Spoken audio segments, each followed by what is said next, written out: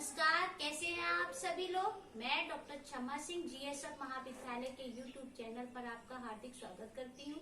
बच्चों, आज मैं पुनः एक नया वीडियो लेके आई हूँ जिसमें सभी बच्चों को मैं पत्र के बारे में समझाऊंगी, जो सभी हर एक सब्जेक्ट में आपका पत्र के बारे में आता है और सभी बच्चों को पत्र लिखना अनिवार्य रूप से सीखना चाहिए। इसमें चाहे बीएससी का बच्चा हो और चाहे बीए का बच्चा हो, क्योंकि पत्र बहुत मुश्किल होता है लिखना। तो आज मैं पत्रों के बारे में आप सभी को समझाती हूँ।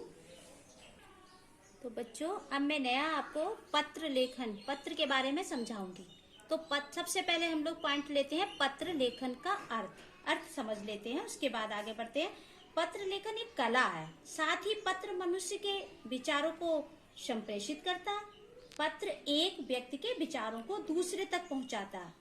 पत्र के माध्यम से व्यक्ति अपने समस्या, अनुभव, प्रसन्नता, सूचना आदि से अन्य को अवगत करा सकता है। और बिना किसी भी प्रकार के मौखिक अभिव्यक्ति के पत्र लेखन साहित्य की एक ऐसी सशक्त विधा है जिससे पत्र लेखन का व्यक्तिगत, सामाजिक तथा व्यावसायिक सभी क्षेत्रों में इसका महत्व है। तो सभी हम लोग जो है ना, पत्र लिखना अनिवार्य होता है। हर जगह हम लोगों को सरकारी कामों में पत्र लिखने पड़ते हैं, उसमें कहीं ना कहीं हमको आता नहीं तो बहुत परेशानी दिखाई पड़ती है। तो इसके बाद मैं पत्र के भाग बताती हूँ बच्चों। जैसे पत्र के भाग आपके हो गया, सबसे पहले पत्र के प्रेषक का पता होना चाहिए, ठीक है। फिर पत्र की तिथि होनी चाहिए। तो पत्र के बाईं तरफ जो है ना, प्रेषक के पते के नीचे तारीख लिखी जाती है बाईं तरफ, और उसका साथ में संबोधन होना चाहिए। संबोधन कैसे? पत्र के बाईं तरफ कोने में तिथि की सीध में ही जिस व्यक्ति को पत्र लिखा जा रहा है उसके संबोधन सूचक शब्द का प्रयोग करते हैं। फिर आपका पत्र आरंभ हो जाता है। इसमें पत्र को प्रारंभ करने से पहले सामान्य कुशलता से संबंधित बातें लिखी जाती हैं। फिर आपका अभिवादन आ जाता है। संबोधन के बाद अभिवादन सूचक शब्द जैसे बड़ों के सादर, प्रणाम, चरण स्पर्श, नमस्ते आदि व्यापारिक शब्द में अभिवादन सूचक शब्दों का प्रयोग किया जाता है। उसके बाद पत्र की समाप्ति पे समाप्ति जो हो जाती, समस्त महत्वपूर्ण बातों को लिखने के बाद पत्र के अंत में एक दो शिष्टाचार संबंधी वाक्य लिखे, कुशल मंगल या त्रुटियां को क्षमा करें, माफ करें, इस तरह से। दूसरा आपका मूल विषय या कलेवर। इसमें क्या है, पत्र के उद्देश्यानुसार संबंधित बातों को क्रमानुसार विभिन्न अनुच्छेदों को बांटकर लिखा जाता है।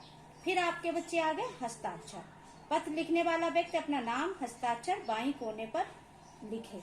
फिर आपका आ गया आत्मनिर्देशन। अंत में पत्र के बाएं कोने पर निर्देश सूचक शब्दों जैसे तुम्हारा, मित्र, आपको, आज्ञाकारी, शिष्य आदि शब्दों का भी प्रयोग करते हैं। फिर पत्र पाने वाले का पता।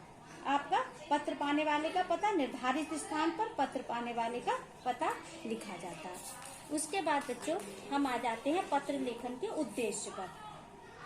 तो पहला पॉइंट है आपका पारिवारिक व्यक्तिगत पत्र लेखन सिखाना। माता पिता, भाई बहन, संबंधित अन्य संबंधियों को, मित्रों को आदि को पत्र लिखना। दूसरा आ गया व्यवसायिक पत्र सिखाना। व्यवसायिक पत्र सिखाना मतलब फॉर्म, एजेंसी, दुकान, फैक्ट्री आदि में लेन देन संबंधी पत्र लिखना। फिर आपका आ गया कार्यालयीय पत्रों का लेखन सिखाना।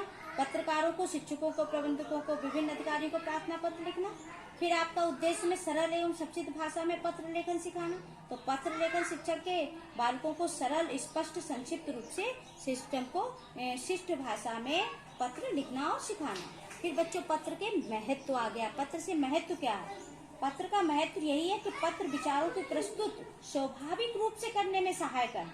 पत्रों के द्वारा मानव अपने सुख दुख को आपस में बांटता है। यह एक जनसंचार का सशक्त माध्यम है। पत्र लेखन किसी व्यक्ति को आमंत्रण देने एवं कुशलता पूछने का भी माध्यम है।